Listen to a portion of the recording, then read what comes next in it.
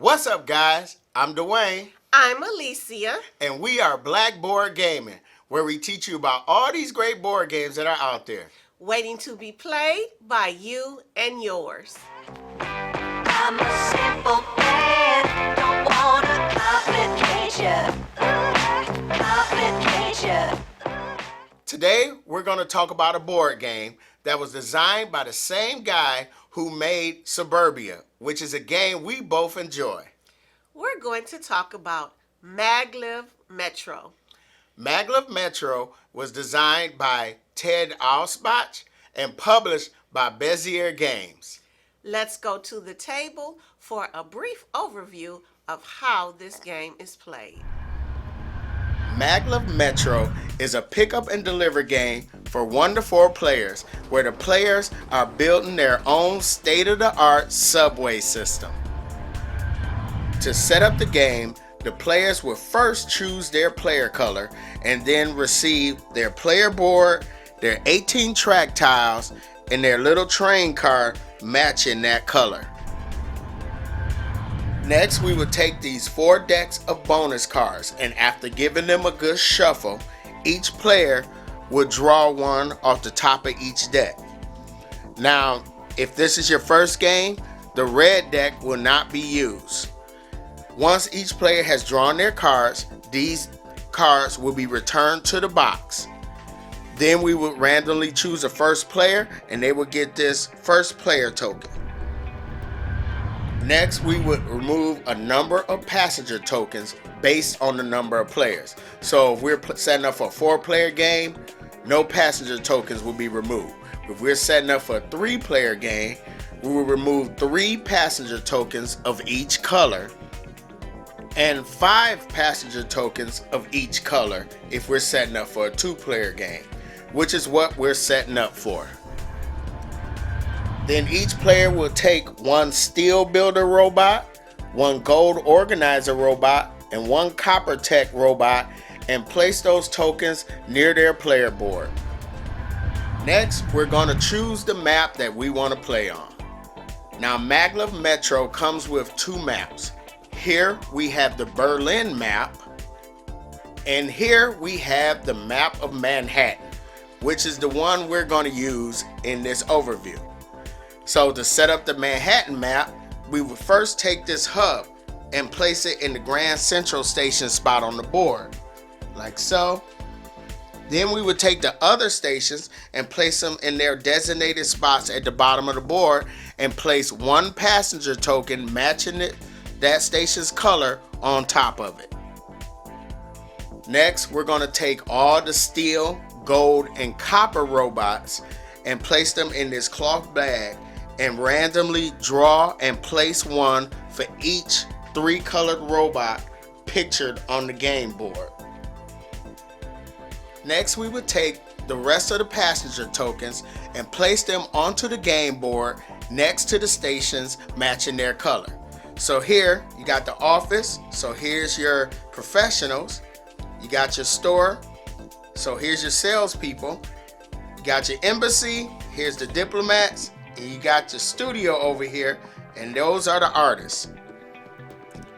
Then each player would take their train car and place it onto the hub. So the game is pretty much set up and ready to go. But first, let's take a look at the player boards. So if you look in the upper left-hand corner, this tells you how many actions a player can take on their turn. And at the moment, there's 2, you can take 2 actions. Down below it though is a way to get extra actions. So if we fill up these rows with specific passenger tokens, then we would get the ability to have extra actions. So here, if I fill up with a steel worker, a gold worker, copper robot rather, and a steel robot, then I'll be able to take 3 actions on my turn. Here, if I put 2 professional commuters here and 2 diplomats, then that will give me the ability to take a 4th action. So at the most, I could take 5 actions on my turn if I get this all filled up. Down in the lower left-hand corner, we got the unlock passengers and build stations, which I'm going to go into more detail when I talk about the build station action. In the middle, we got what's called units per action, and that's pretty much what you're going to be doing on your turn. You pick one of these actions and you take that action. The thing is, that action, you can do as much as that action as you have units in that row. So if you remember, being the game, we each got a steel robot, a copper robot, and a gold robot. In the rule book, it recommends, if this is your first time playing in Manhattan, it recommends that you put a robot in the track action row. You take one and put it in the capacity row, and you take the third one and put it in the build station. Now, if you see build station, you can only put one robot there, and it has to be a gold robot. Each of these actions have a virtual, so you'll be able to at least do one of that action. But the more robots you place, you can take more of that action on that turn. Not that action, as that the action that you're taking is more powerful. So here I can, let's say, drop off. I can place any robot there, but as I go here, they have to be steel robots. Right here, pick up any robot there, but as I go further, they have to be copper robots. Now, on the left-hand side is how we're scoring points. So if you look here, for every professional that I have on my board, I could score a victory point. And then if I get this whole column filled, then I score an extra victory point. So, and I would score if they here, or remember over here, or down here. For every row that I fill up, if I fill it up with a professional, salesperson, diplomat, and a artist, then I would get an extra victory point for each link that I have built, track that I built between stations. Down here, if you remember, at the beginning of the game, we drew these bonus cards. And at the end of the game, we'll be able to score one of these bonus cards, which will give us the highest points. But if we fill this row up with any other commuters, then we could score another bonus card. So that's pretty much how your game board works. But let's go ahead and talk about each of the actions. To place track tiles onto the board, you would take the track action, and you would place one tile per unit you have assigned to that action. So if you remember, the orange player has one virtual robot and one steel robot assigned to that action. So you can place two tiles onto the board. So let's say they take their track action, they place a tile here, and then they place a tile here. And that costs them 2 units for that one track action. And you can build to a station that hasn't been built yet, but you can't build through it. So in order to go farther than that, we will first have to build a station. Now, we cannot build a tile into Central Park on the outskirts of the board, but let's say instead of building this track, the orange player wanted to build to this station. Now, there's a river there. So wherever there's a hexagon that has any water on it, you have to spend 2 units. So this will just do that total action right there. Now you can also use the track action to remove tiles, because you only have a certain number of tiles in your supply. So let's say future turn, orange player decides they don't need to go this way, they can spend 2 units to remove this off the board. Okay, so let's say on the green player's turn, they decide to build track, and for some reason they want to go to this station also. So they can place a tile on top of the orange players. But the cool part is their track doesn't cover the orange player's track. So each player can only travel on their own tiles. So that's the cool thing about this game. The next action that the orange player can take is he can move. And for each unit he has assigned to that action, he will move his train from one station to the other where he has track built. Of course, there's no station built yet. so he can't take the move action. So it'll be beneficial for him to take the build action, which he has that gold robot assigned to. So to build, right now, he can only build the factory, the warehouse, and the lab. So he decides to build this factory. So he picks it up, takes this steel robot off of it, and he's going to place that on his player board. And then he's going to place this factory here. Now, and then put those robots back. Now, this steel worker matches the color of the factory. So he would go back in the bag. If it was a gold, the gold would stay there. So now, on his next turn, the orange player can do the move action and move down to that factory. Now that the orange player has his steel worker, he decides where he's going to place it on his board. So he could place it up in that top row and try to get extra actions on his turn. Or maybe he could place it over here on the move. So now when he moves, he gets to move through two stations. But he decides he's going to place it here. And he's placing it there because at the beginning of the game, when you take the build action, you can only build the factory, the warehouse, and the lab. In order to build the office and the store and the embassy and the studio and be able to unlock those passengers and deliver them to get victory points, then you have to place passenger tokens in this area to unlock it. So as you see, in order to build that office, I need a steel worker and a copper worker. I have the steel worker now, and the copper worker is sitting over there on the factory I just built. Now, on the orange player's next turn, they decide to move as their first action. So they have a unit of 1 assigned to that action, so they move down to this station here. Now, as a second action, the orange player could build track going down here.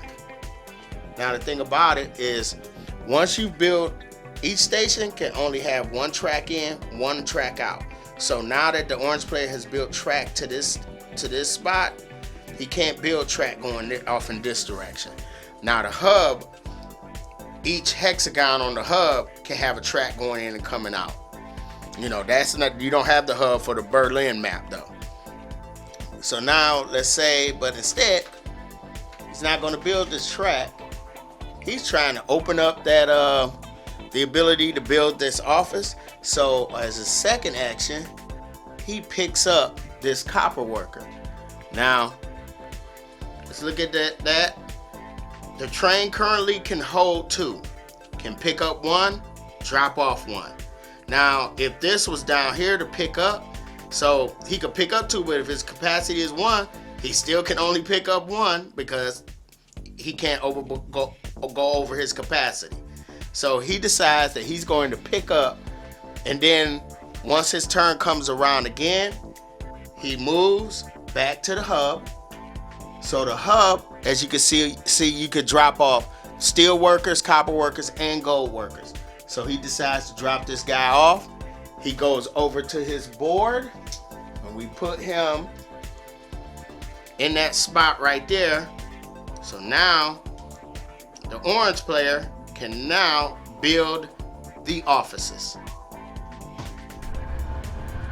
Let's say on a later turn, the orange player, after having built a track to this empty station, he decides now that he has the ability to build an office, he's going to do just that. So he'll take the build action, move these guys off to the side. He would take this office here, place it there, and move this guy over to his player board. Now, once you've built once he's built the office, he would take all these commuters matching that color and place them into the bag. So now and we put these guys back first. So now he can deliver commuters to that office. So let's say that this next turn, he decides to take his refill action. So the refill action, pretty much, as that unit, he has 1 unit there, virtual unit, so he can draw 1 commuter or one passenger token out of the bag. Now, if he draws a passenger token that matches the color of the station he's at, you put it off to the side. So if he drew a steel worker right now, he would go off to the side. But he does his refill action. He draws a pink commuter. So let's say on a later turn, he picks up, drives over here, drops this guy off. If you drop a guy off at the matching station, they go onto your board. Now we've talked about track, move, capacity, pickup, and drop off, and refill station. There's two other actions to pay attention to. So there's adjust. So let's say you don't want to be laying 2 tracks. So you can do adjust as an action, and you can move this guy down here to here. So now you can drop off more people.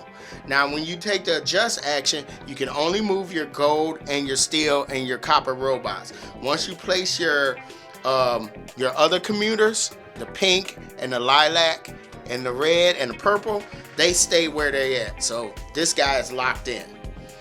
The other action you could take is reverse train.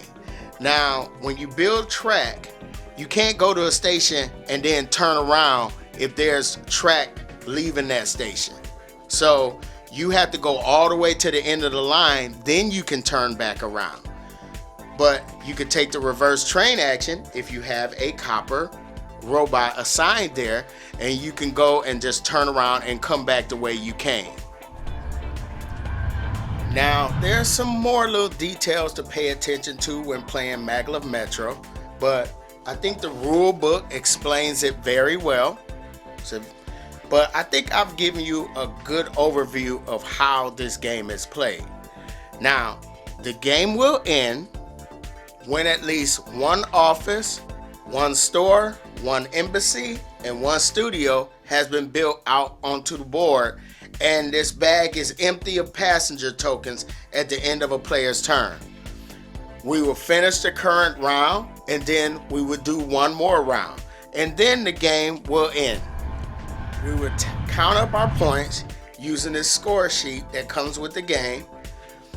Now, and remember when I was talking about the bonus card, you get to score your highest bonus card, but since I filled that row, I get to score an additional bonus card. So let's say I go for this one, 1 point per pink commuter on my board. I got 1, 2, 3, 4, 5, 6, and then I could score this one, 2 points for each straight tile that's still in my supply.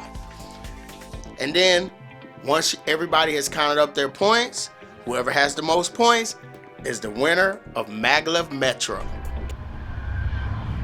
What are you doing? The song stuck in my head. I was bumping. Okay, you know what song was really stuck in my head when we were playing? What song? Remember the old Jetsons? The Jetsons thing? Yes. Meet George Jetson. His boy Elroy. Daughter Judy. Jane, his wife. All right. We getting too far off. All right. So what did you think about the theme of this game? You know what? I love this theme. This theme is cool.